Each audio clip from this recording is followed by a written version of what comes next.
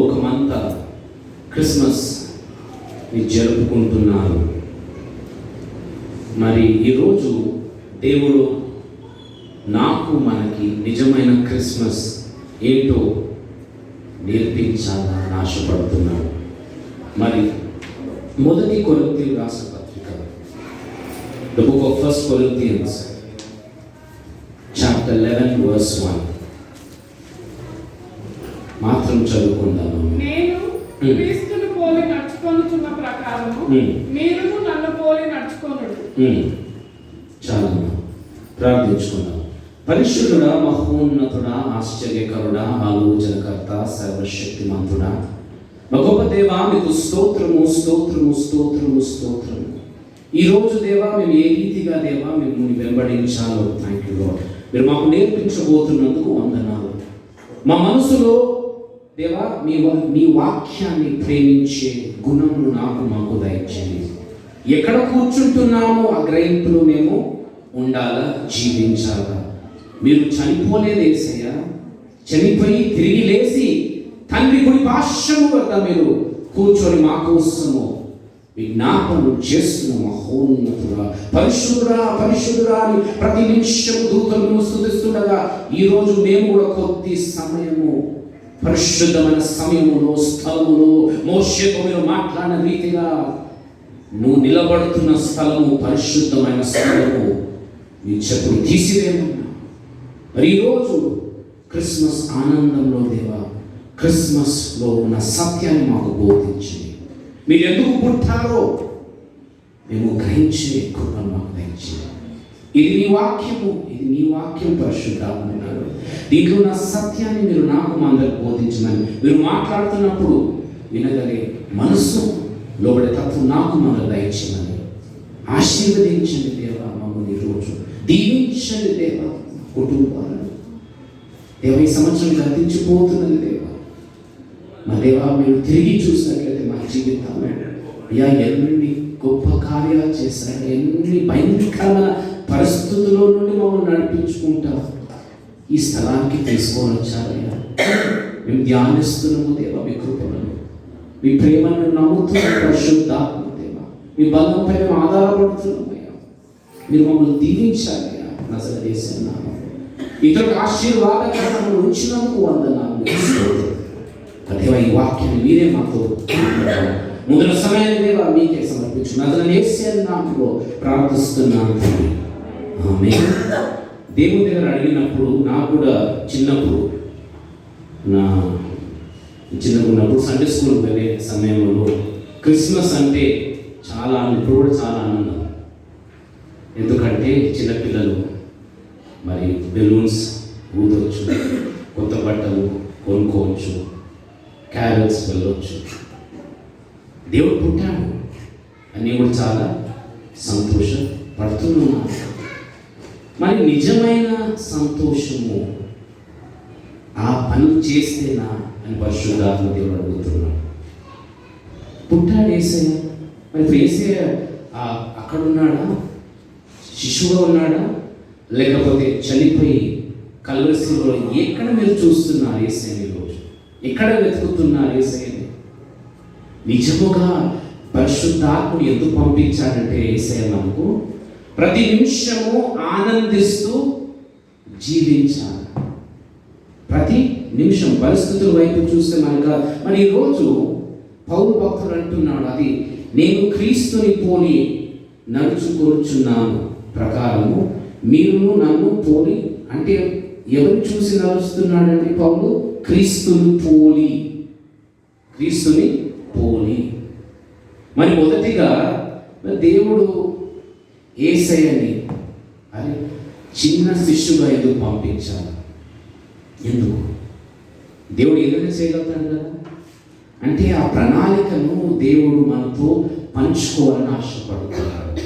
మీరందరూ శ్రద్ధగా విన్నట్లయితే పరిశుద్ధాత్మ దేవుడు కూడా మనతో మాట్లాడతాడు. సూత్రం గుర్తుపెట్టుకోవాలి. ఎందుకంటే పరిశుద్ధాత్మ వచ్చినప్పుడు స్థలంలో నన్ను చూస్తాడు, మనందరినీ చూస్తాడు. ఆశ కలిగిన ప్రాణాన్ని ఏ ఆశతో వచ్చారు? సంతోషము చాలా ప్రాముఖ్యమైనదని ఆ సంతోషము మనం వేసేది కూడా చూడాలి. హల్లెలూయా. యేసులో చూడాలా, నా కుమారుడు నా కుమార్తె నా కోసము జీవితం. నిజమైన క్రిస్మస్ అనగా పౌలు భక్తుడు అంటాడు, నేను క్రీస్తును పోలి నడుచుకొనుచున్నాను అన్న బ్రతుకుతున్నాడంట క్రీస్తు కోసమే. మా దేవుడు ఎందుకు పుట్టాడు అంటే, ఎందుకు పుట్టాడంటే మనకి మార్గము తెలియజేయడానికి, సత్యం ఏంటో బోధించడానికి, నిత్య జీవం ఏంటో తెలియజేయడానికి. అందుకొరకే యేసయ్య పుట్టాడు. మరి ఈరోజు మనమందరము యేసయ్యని ఆ చిన్న శిశువుగా చూస్తున్నాం, మంచిదే. కానీ ఈరోజు దేవుడు ఏం నేర్పిస్తున్నాడో యేసయ్య జీవితంలో మనం కొంచెం ధ్యానిస్తాం. మత్తయి సువార్త కొన్ని వచనాలు పరిశుద్ధాత్ముడు చూపించాడు. మత్తయి సువార్త 1వ అధ్యాయము 21 ఎందుకు వచ్చాడు యేసయ్య అని స్పష్టంగా రాయబడి ఉన్నది. ఆమె యొక్క కుమారుని కనును తన ప్రజలను వారి పాపముల నుండి ఆయనే రక్షించును గనుక ఆయనకు యేసు అని పేరు పెట్టవచ్చు. అంటే యేసు ఎందుకు వచ్చాడండి? తన ప్రజలను వారిని పాపములో నుండి ఆయన రక్షించును గనుక ఆయనకు యేసు అను పేరు పెట్టాడు. అందుకొరకే మనం ఆయన రక్షకుడుగా ఆరాధిస్తాము, స్తుతిస్తాము. కానీ ఇక్కడ ఒక గొప్ప మర్మం కూడా ఉంది. లోకమంతా ఈ వాక్యము వింటున్నారు, కానీ ఎవరైతే దేవుని చిత్తములో ఉన్నారో వారికి దేవుడు రక్షణ దయచేస్తున్నాడు. అది మరి గ్రహించాలి. ఈ సర్వసత్యాన్ని దేవుడు బోధిస్తున్నాడు. ఎందుకంటే దేవుడు ఏం చేయబోతున్నాడో బైబిల్లో రాయబడినది. రక్షకుడే లోకానికి, కానీ ఏ లోకానికి అయితే దేవుడు పంపించాడు ఆయన కుమారుని, ఆ లోకమే ఆయనని ద్వేషిస్తూనే ఉన్నది. యేసయ్య పుట్టినప్పుడు ఏ రీతిగా పుట్టాడో చూసాం. లూకా సువార్త 2వ అధ్యాయంలో శ్రద్ధగా విందామంటే, అంటే తండ్రి పంపిస్తున్నాడు కదా, మనం దేవుడు అని నమ్ముతున్నాం కదా. దేవుడు కుమారుడని యేసయ్యని ఈ లోకంలో పంపించినప్పుడు ఘనంగా పంపించాడా? ఒక మంచి రాజ్య మహల్లో కూర్చోబెట్టాడా ఆ శిష్యుని? చూసాం లూకా సువార్త 2వ అధ్యాయంలో మనం ధ్యానిస్తాము కొన్ని వచనాలు. అక్కడ స్థలము లేదని రాయబడింది. మరియకు యోసేపుకు స్థలము లేదంట. చదువుకుందాం లూకా సువార్త 2వ అధ్యాయంలో 7వ వచనం చదువుకుందాం. తన తొలిచూలు కుమారుణ్ణి కని పొత్తి గుడ్డలతో చుట్టి సత్రంలో వారికి స్థలము లేనందున ఆయనను పశువుల తొట్టిలో పరుండబెట్టెను. స్థలము లేదు యేసయ్యకు. అంటే ఏం నేర్పిస్తున్నాడంటే ఆయన పుట్టుక నుంచి శ్రద్ధ విన్నారా, యేసయ్య పుడతాడని లేఖనాల్లో రాయబడి ఉన్నది. తల్లికి తెలుసు ఏ సమయంలో పుట్టబోతున్నాడని. మరి మరియా గర్భములో రూపించబడిన యేసయ్య పరిశుద్ధాత్ముని బలము ద్వారా ఆయన ఎంటర్ అయ్యిండు. శ్రద్ధగా వినాలా. అంటే ఇక్కడ వాగ్దానం చేశాడు దేవుడు, నేను ఒక రక్షకుడిని పంపిస్తాను. ఆ రక్షకుడు యేసయ్య. మరి ఆయన జననం ఎలాగంటే అంటే అట్టహాసముతో కాలేదు. Thank you.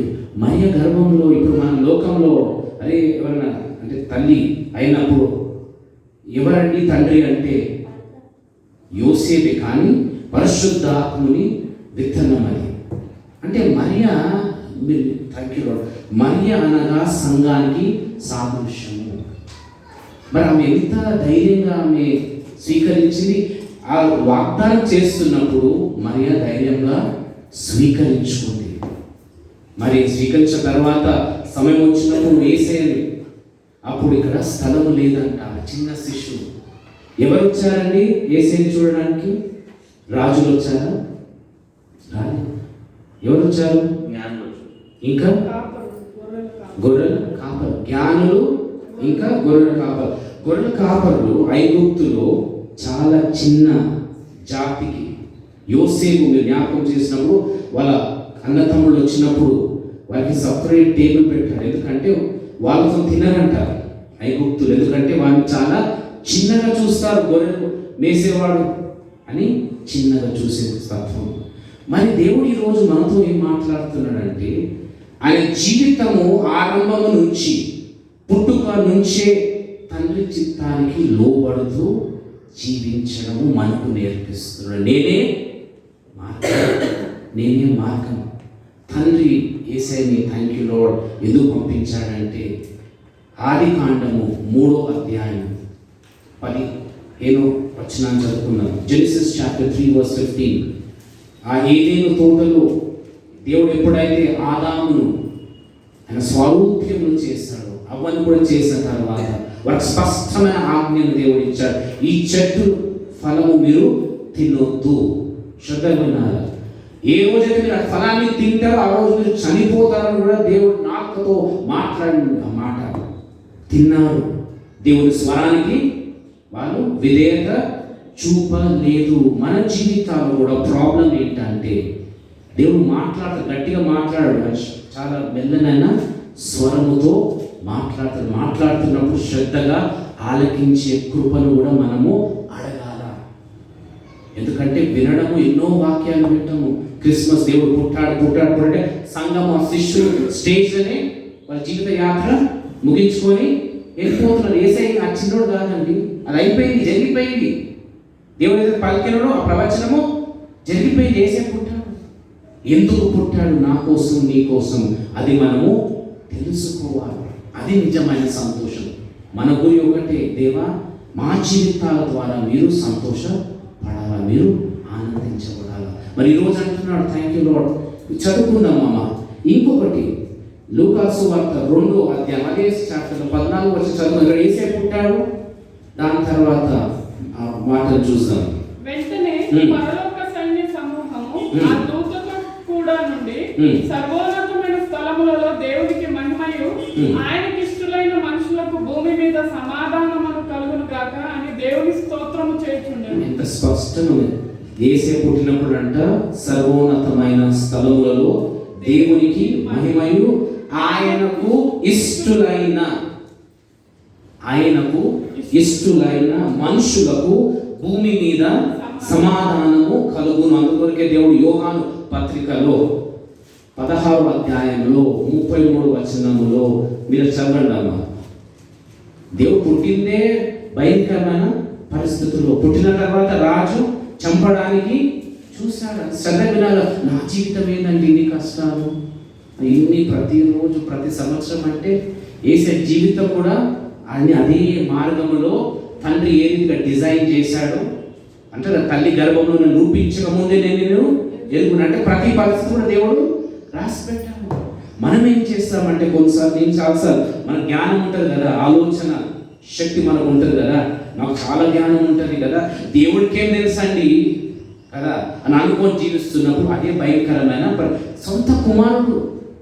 ఈరోజు క్రిస్మస్ అంటే ఎంత దేవుడు ప్రేమించాడు నన్ను మిమ్మల్ని, అది మీరు గుర్తుపెట్టుకోవాలి. అందుకో యోహాను 3:16లో దేవుడు లోకాన్ని ఎంతో ప్రేమించను కాగా అనగా ఆయన తన అద్వితీయ కుమారుని పుట్టిన వాని యందు విశ్వాసము నుంచి ప్రతి వాడును నశింపక నిత్య జీవం పొందినట్లు ఆయనను అనుగ్రహించెను.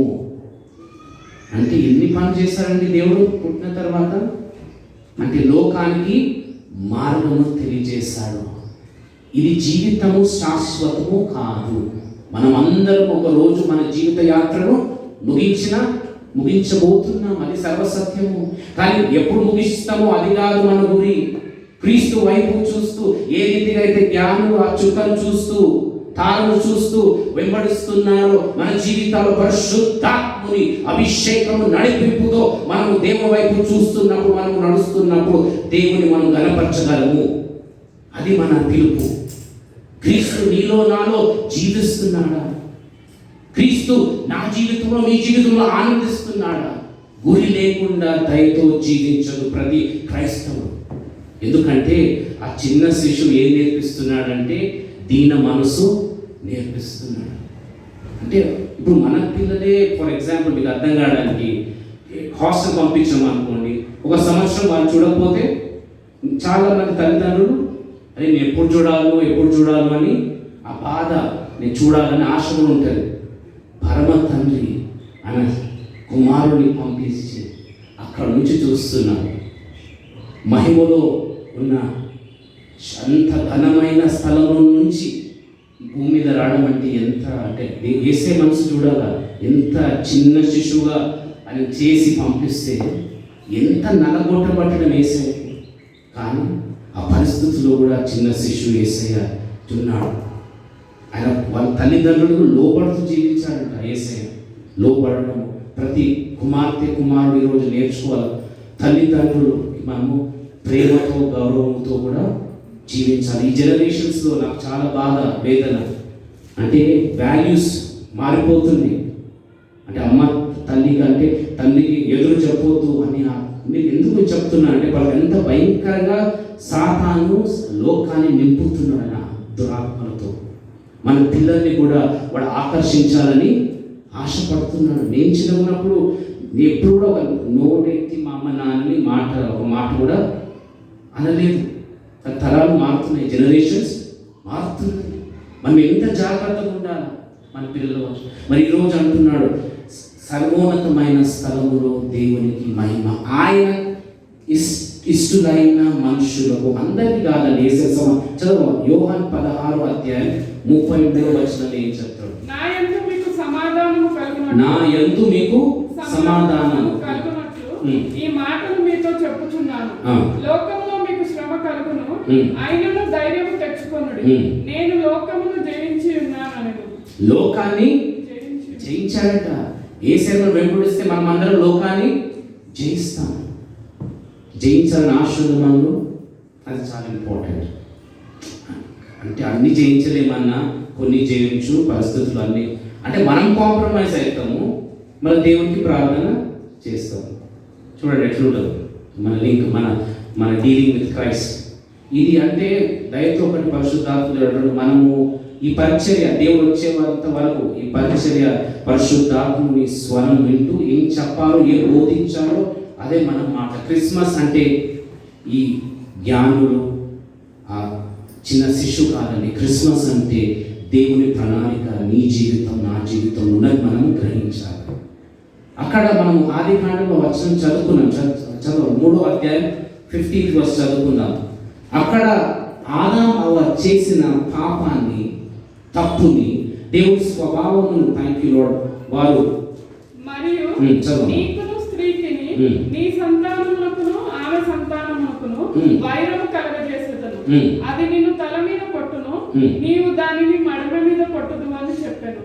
అంటే ఇక్కడ ఏం మాట్లాడుతున్నంటే రాబోయే కాలములో సాతాను బిడ్డలకు యేసయ్య బిడ్డలకు జరగబోతున్న ఆ బ్యాటిల్ పోరాటాన్ని దేవుడు ఒక ప్రవచన రీతిగా రాసి పెట్టాడు. ఆ బ్యాటిల్ కోసం యేసయ్య రావాలి. ఇంకొకటి ఎందుకు వచ్చాడు యేసయ్య అంటే చిన్నప్పటి నుంచి తండ్రి చిత్తాన్ని ఏ రీతిగా యేసయ్య జరిగించాడో ఈ క్రిస్మస్ రోజు కేక్తోనే కాదు బెలూన్స్తోనే కాదు మన హృదయంతో ఆరాధించాలి. నిజమైన ఆరాధన ప్రతి విశ్వాసి ఆయన జీవితం ద్వారా జరిగిస్తాడు. ఈరోజు జ్ఞానులు దేవునితో నడవాలంటే కూడా మనకు దేవుని జ్ఞానం అవసరం. శ్రద్ధగా వినాలి. నడవాలన్నా కూడా విశ్వాసం అవసరము, జ్ఞానం కూడా అవసరం. ఎందుకంటే నా ప్రజలు జ్ఞానము లేకుండా నశించిపోతున్నారు, గురి లేకుండా జీవిస్తున్నారు క్రైస్తవులు. క్రిస్మస్ అంటే అప్పుడు ఒక్కరోజు మనము రావాలా. ఎంతమంది భారముతో ఈ లోకంలో ఎంతో మందిని దేవుడు రక్షించుకున్నాడు, కానీ రక్షణ ఆనందంలో వారు జీవించలేకపోతున్నారు. సెన్సస్ తీసుకుంటే లోకమంతా ఎంతో మంది నీటి బాప్తిజం తీసుకున్నారు, కానీ కొంతమంది చెప్పరు బయటికి, ఎందుకంటే పేర్లు అలానే ఉంటే మనకు అర్థం కాదు. కానీ నిజంగా నీటి బాప్తిజం తీసుకున్న వారు అందరూ, నేను కూడా దేవుని కుమారుడని నమ్మిన వారందరూ కూడా దేవుని కోసం జీవించడం ఆరంభించినట్లయితే ఒక మహాశక్తిగా మనము దేవుని కోసము జీవించాలి. అందుకొరికి అంటున్నాడు 2 తిమోతి 1వ అధ్యాయం 7వ వచనములో ఏ ఆత్మ మనకి ఇచ్చేసాడు, దేవుని పని చేసేసాడు, ఈ భూమి మీద వచ్చాడండి, నా కోసం మన కోసం పుట్టాడు, కల్వరి శిలువలో మరణించి 3వ రోజు తిరిగి లేచి మనకు నిత్య జీవాన్ని కూడా దయచేశాడు. మరి కృపను పొందుకున్నాము, నిత్య జీవం అనే వాగ్దానమును స్వతంత్రించుకున్నాము, నమ్ముతున్నాము. మరి కృప నుంచి నిత్య జీవము అనే జీవిత యాత్రలో ఈ క్రిస్మస్ మనకు నేర్పిస్తుంది. చదవము. దేవుడు మనకు శక్తియు ప్రేమయు ఇంద్రియ నిగ్రహమును గల ఆత్మని ఇచ్చను గాని పిరికితనము గల ఆత్మని ఇయ్యలేదు. యేసయ్య జీవితంలో మనం చూసినట్లయితే ఎక్కడ కూడా భయపడలేదు. అది మనం హ్యాబిట్ చేసుకోవాలి. ఏం చేస్తే ప్రతిరోజు మనం మార్నింగ్ చేసి బ్రష్ చేసుకుంటాము. హ్యాబిట్ మన మనస్సులో ఆలోచనలు కూడా మార్చబడాలి క్రీస్తు వల్ల. అందుకొరకే థ్యాంక్ యూ లార్డ్. రోమన్ రాసిన పత్రిక the book of Romans chapter 12 verse 2వ వచనానికి మన శ్రద్ధగా విందాం.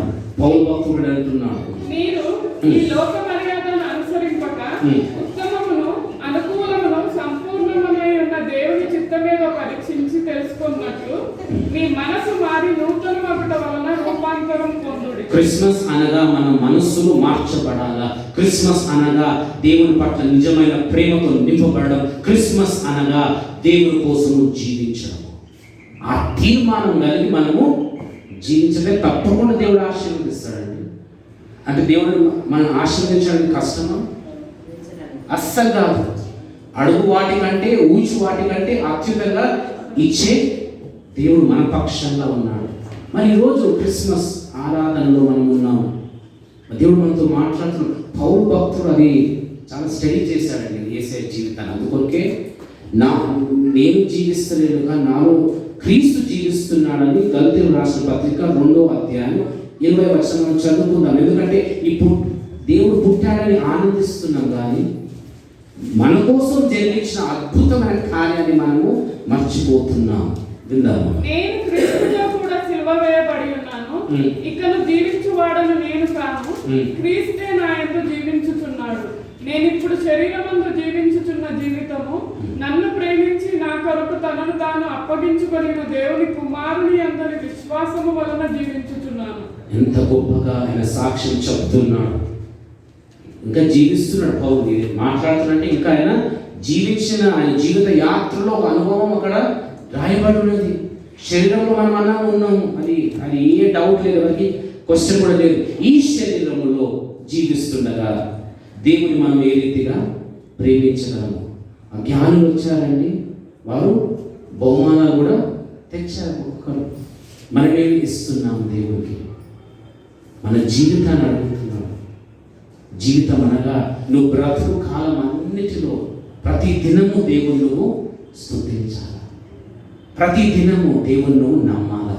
ప్రతి దినము నన్ను దేవుడు చూస్తున్నాడని ఆ గ్రహింపులో మనం జీవించినట్లయితే ఇంకా దేవుడు ఈ నూతన సంవత్సరం ప్రవేశించక ముందు దేవుడు అంటున్నాడు, శ్రద్ధగా మీరు నా వాక్యాన్ని ఆలకించినట్లయితే, శ్రద్ధగానే కాదు వాక్య ప్రకారం మీరు జీవితాలు కట్టుకున్నట్లయితే ఆ శక్తి మనకుంది, వ్యక్తిగతంగా దేవునికి లేదు. రిపీట్, దేవుడు చేసిపోయాడండి భూమి మీద, ఆయన కార్యం జరిగించాడు. శక్తి ఎవరికి ఉంది, బలం ఎవరికి ఉంది, చాయిస్ ఎవరికి ఉంది? నాకుంది, మనందరికీ. ఎలా అంటే దేవునితో మనం యాకోబు 1:22 చదువుకున్నాం. ఎప్పుడు కూడా మీరు శ్రద్ధగా వినాలా. ఇంటికి వెళ్ళిన తర్వాత, దేవా నువ్వు పుట్టావు నా కోసం, నేను చాలా సంతోషిస్తున్నాను. పుట్టినావు ఎందుకు నా కోసం, అది కూడా నేను నేర్చుకుంటున్నాను. అది చాలా ఇంపార్టెంట్. చదువు. మీరు విలువలు మాత్రమే ఉండి మిమ్మల్ని మీరు మోసపుచ్చుకొనకుండా వాక్య ప్రకారం ప్రవర్తించువారై ఉండుడి. అంటే వాక్య ప్రకారం అంటే ప్రవర్తించడం, అంటే వాక్య ప్రకారం జీవించడము. వాక్యం అంటే ఎవరు? మన ఆయన యేసయ్య. వాక్యాన్ని మనం వింటున్నామంటే యేసే మనసులో హృదయంలో ఏముందో అక్కడ రాయబడినది, అది మనతో పంచుకుంటున్నాడు. దేవుడు పంచుకుంటున్నాడు నాతో మనతో. కానీ ఈరోజు ఏమైపోతుందంటే లోకంలో క్రిస్మస్ అంటే ఒక డెకరేషన్. బిల్డింగ్స్కి స్టార్స్ పెట్టడం, మంచి లైట్ వస్తుందన్న, ఒక స్టార్ పెడదామన్న 2 స్టార్లు పెడదాము, అప్పుడు తెలుస్తుంది వాళ్ళకి మనం క్రిస్టియన్స్ అని. స్టార్తో ఆ జీవితం కోరుతున్నాడు. నేను చూస్తున్నప్పుడు ఈయన క్రీస్తు కుమారుడు కుమార్తెని ఆ సాక్ష్యం యేసయ్య కోరుతున్నాడు. ఈరోజు మాట్లాడుతున్నాడు మనతో నిజమైన క్రిస్మస్. చూస్తున్నాడు, ఇన్ని సంవత్సరాలు గతించిపోయాను, నేను పరలోకంలో నేనున్నాను, కానీ నా ప్రజలు జ్ఞానము లేకుండా జీవిస్తున్నారు. జ్ఞానం అనగా క్రీస్తే. దేవుని వాక్యాన్ని మనకు జ్ఞానము బోధిస్తుంది. ఈరోజు పౌలు భక్తుడు అంటున్నాడు స్పష్టంగా, నేను క్రీస్తుని పోలి. ఈరోజు నన్ను అంటున్నాడు, మీ అందరు నన్ను పోలి మీరు జీవించండి.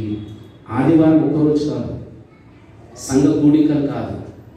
ఎవరు చూస్తారు అనుకుంటున్నారు కదా, దేవుడు మీద నుంచి మనం ఏం చేస్తున్నామో, ఏం ఆలోచిస్తున్నామో డాట్ టు డాట్ ఆయన రికార్డ్ చేసుకుంటున్నాడు. దయచేసి అంతా అంటే మనకే జ్ఞానం ఉందంటే మన తండ్రికి ఇంకెంత జ్ఞానం ఉంటుంది.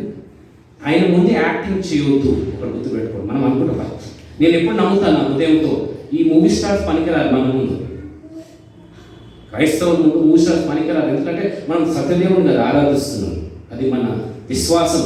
సత్యదేవుని ఆరాధించుకుంటూ లోకం అనే వైషధాలను మనం కప్పుకుంటూ చేస్తున్నప్పుడు దేవుడికి అది ఇష్టం లేదు. సంఘము అంటే చర్చ్, దేవుడి సంఘము శక్తి లేకుండా జీవిస్తుంది, విశ్వాసం లేకుండా జీవిస్తుంది, ప్రేమ లేకుండా జీవిస్తుంది.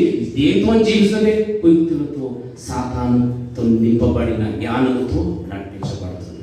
ఎంతమంది క్రిస్మస్ వాక్యాన్ని వింటున్నప్పుడు దేవుని చిత్తాన్ని బోధిస్తారు. శిష్యుని చూపిస్తున్నావు కానీ కల్వరి శిల్వను బోధిస్తుంది.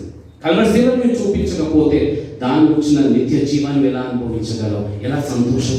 అంటే మనం ఏమనుకుంటున్నామంటే నీటి బాప్తిజం తీసుకున్నాం కదా, నా పని అయిపోయింది, ఈ పాస్టర్స్ వీళ్ళు చేసుకుంటారు. అది తప్పు.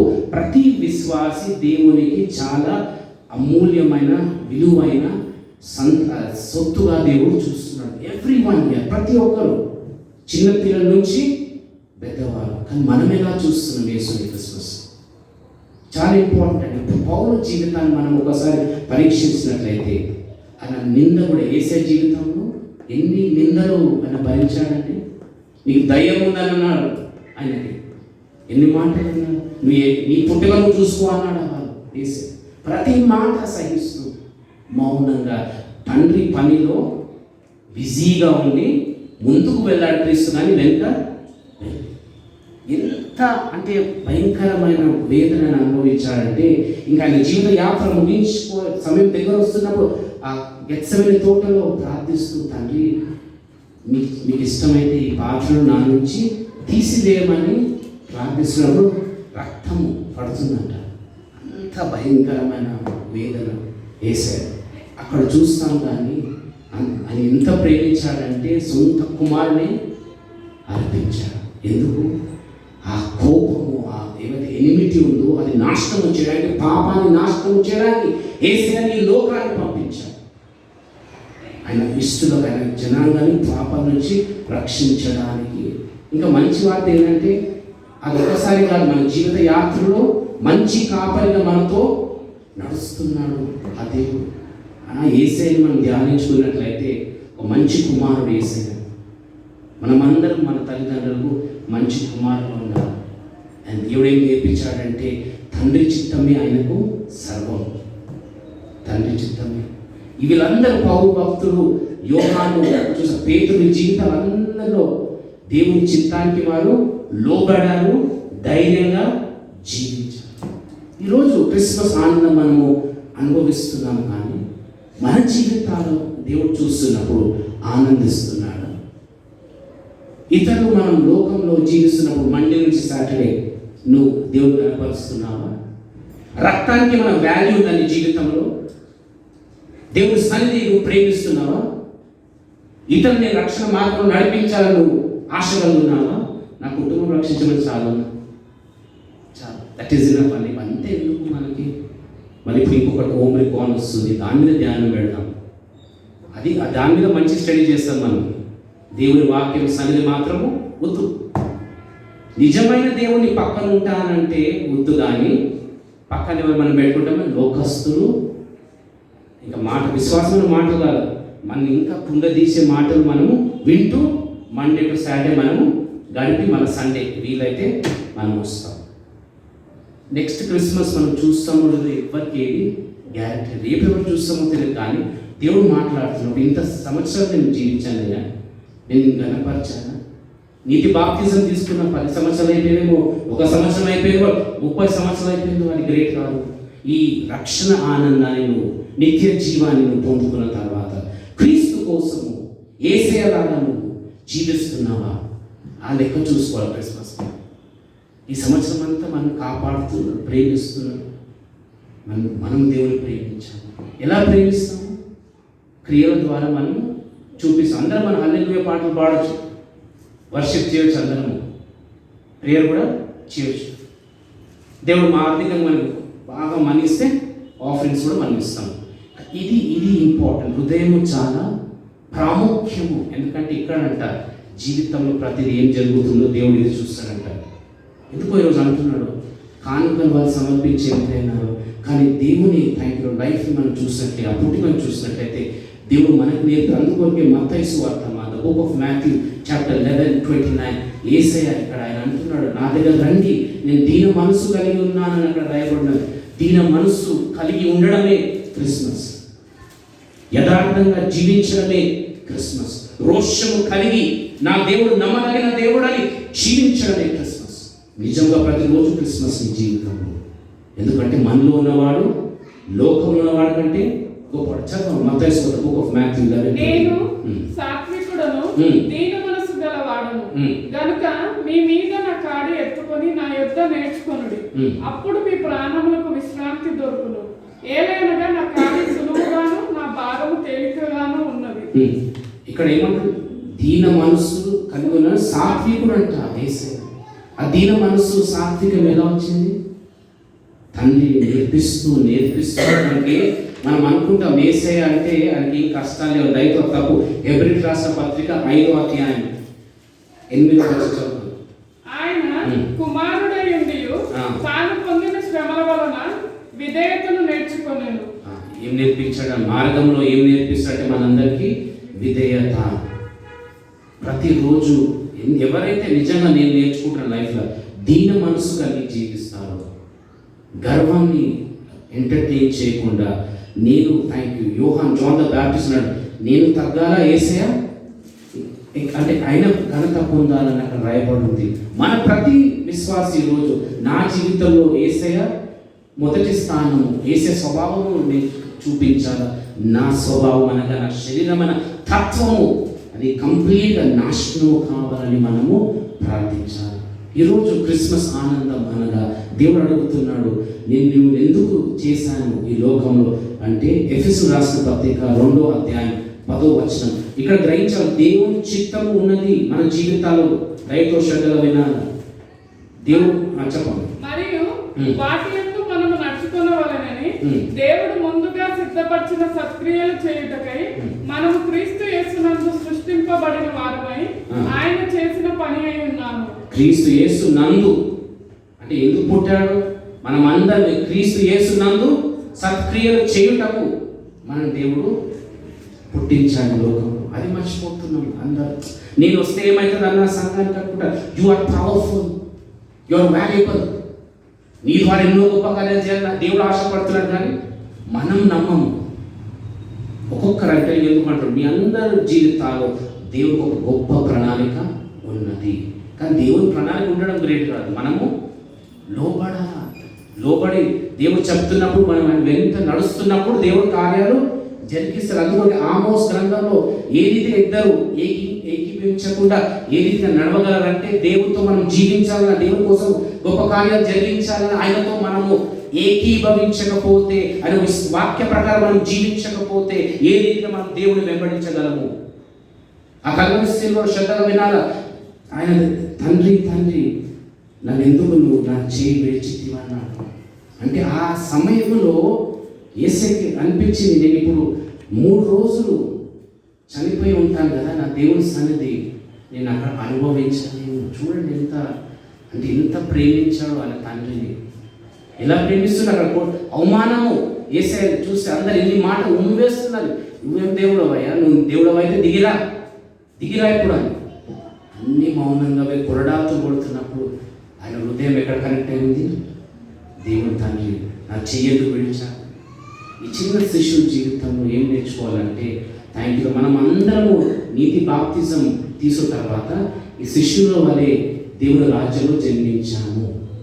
ఏ రీతిగా యేసయ్య ఆత్మలో వర్ధిల్లాడో, ఏ రీతిగా తండ్రిని సంతోషపెట్టాడో, నీతి బాప్తిజం తీసుకున్న తర్వాత ఆయన మీద ఆత్మను చూశాడు. భావనము ఆత్మ వలె ఆయన మీద వచ్చినప్పుడు యోహాను చూశాడు ఆత్మను. నా కుమారుడు ఈయనలో నేను ఆనందిస్తున్నానని ఆ సాక్ష్యం కలిగి నువ్వు జీవించాలి. క్రిస్మస్ అంటే నా కుమారుడు నా పని కలిగి ఉన్నాడు, ఆ చుక్క ఏం చూపిస్తుందంటే చుక్క కింద ఉంటుందా మీద ఉంటుందా? అది కరెక్ట్. అంటే మనం ఎక్కడ చూడాలా? అంటే పైకంటే మీరు చర్చ అయినాక మనం పోయి అన్న మీద చూడమని నడుచుకుంటే అట్లా కాదు, కానీ మీద అనగా మన గురి ఏంటిది అది చూపిస్తుంది. కొలస్సీయులకు రాసిన పత్రిక 3వ అధ్యాయము మొదటి 2 వచనాలు చదువుకున్నాం. మీరు క్రీస్తుతో కూడా లేపబడిన వారైతే పైనున్న వాటిని వెదకుడి, అక్కడ క్రీస్తు దేవుని కుడి పార్శ్వమున కూర్చుండి ఉన్నాడు. పైనున్న వాటి మీదే గాని భూ సంబంధమైన వాటి మీద మనసు పెట్టకొనకుడి. నేను చెప్తున్నా కదమ్మా, మనం ఎంత మనం దేవుని వైపు చూసి నడవడం ఆరంభిస్తామో మనకి ఏది అవసరం ఉందో దేవుడు ఆయన టైంలో తప్పకుండా జరిపిస్తాడు. టెన్షన్ పడకండి, అన్నెసరీ టెన్షన్. ఎందుకంటే దేవుడి వాక్యం అక్కడ ఉంది, ఆయన శక్తి, ఆయన మన జీవితాలు చేయాలని ఆశపడుతున్నాడు. సాధారణ దాన్ని ఆపడానికి చూసాడు, అది వేరొక మ్యాటర్. కానీ ఈరోజు అంటున్నాడు మీరు దాన్ని చూసినట్లయితే మత్తయి సువార్త 6వ అధ్యాయంలో 32-33 చెప్పండి, అవన్నీ కూడా మీకు దేవుడు ఇస్తాడని స్పష్టంగా రాయబడినది. మత్తయి సువార్త 6వ అధ్యాయం 30. ఆయన రాజ్యమును నీతిని మొదట వెతుకుడి, అప్పుడు అవన్నీ మీకు అనుగ్రహింపబడును. రాజ్యాన్ని నీతిని వెతుకుడి. మరి ఇప్పుడు యెషయా గ్రంథం కోసం ఆయన రాజ్యాన్ని నీతిని వెతకమని ఇక్కడ రాయబడి యెషయా గ్రంథంలో 9th చాప్టర్ 6వ వచనం చదువుకుందాం. దేవుడు చేసిన పని ఏమై ఉందో ప్రవచన రీతిని ఇక్కడ రాయబడి ఉన్నది. ఏలయనగా మనకు శిశువు పుట్టెను, మనకు కుమారుడు అనుగ్రహింపబడెను, ఆయన భుజము మీద రాజ్యభారముండును. ఆశ్చర్యకరుడు, ఆలోచనకర్త, బలవంతుడైన దేవుడు, నిత్యుడకు తండ్రి, సమాధానకర్తయగు అధిపతి అని అతనికి పేరు పెట్టబడను. అంటే ఆయన పేరు ఏంటంటే బలవంతుడైన ఆలోచనకర్త, ఆశ్చర్యకరుడు, బలవంతుడైన దేవుడు, నిత్యుడకు తండ్రి, సమాధానకర్తయగు అధిపతి అయిన అతనికి పేరు. ఇవన్నీ యేసయ్య చేసిన పనులు లోకం మీద. ఇక్కడ ఒకటి మనము వినాలా, ఆయన భుజము మీద రాజ్యభారం ఉండును. అంటే రాజ్యభారం ఉండును అంటే మరి ఇక్కడ రాజ్యం వెళ్తాడా, పరలోకంలో రాజ్యం వెళ్తాడా? భారం ఉందంటున్నారు అక్కడ. అంటే క్రీస్తు సంఘానికి శిరస్సు అయితే మరి భుజములు ఎవరు? సంఘం. ఆ సంఘముపై ఏ భారం ఉందండి? రాజ భారము ఉన్నది. లేఖనాలు చెప్తుంది. యేసయ్య ముగించేశాడు అన్న పని, మన కోసం అక్కడ కుడిపార్శ్వలో ప్రార్థిస్తున్నాడు. ఆ రాజ భారాన్ని మనం మోసుకుంటూ మనము జీవించాలి. భారం అనగా ఆయన రాజ్యాన్ని మనము ముందు వెతకాలి. ఈరోజు దేవుడు అంటున్నాడు, ఈ క్రిస్మస్ ఒక తీర్మానం చేసుకుందాం. దేవా, నా జీవితంలో ఎన్నో అద్భుతాలు చేశావు. నాకు గొప్ప అద్భుతం ఏంటంటే నేను దేవుని వెతకలే కన్నా దేవుడు వెతికి రక్షించాడు. నా నోటి నుంచి ఒక మంచి మాట కూడా పలకలే దేవుని గురించి. నన్ను క్షమించి ఆయన రక్తంతో కడిగి శుద్ధీకరించి నాకు నిత్య జీవాన్ని ఇచ్చాడు. నిత్య జీవం ఏడే కాదు, ఈ జీవిత యాత్ర ఎన్నోసార్లు నేను లోకము వైపు చూస్తూ ఉన్నప్పుడు కూడా ఆయన కృప నన్ను క్షమించింది. ఎన్నోసార్లు నేను చేస్తా అని ఆయన మాట చెప్పాడు, నేను మర్చిపోయాను. అది కూడా సాక్ష్యం చెప్తున్నాను.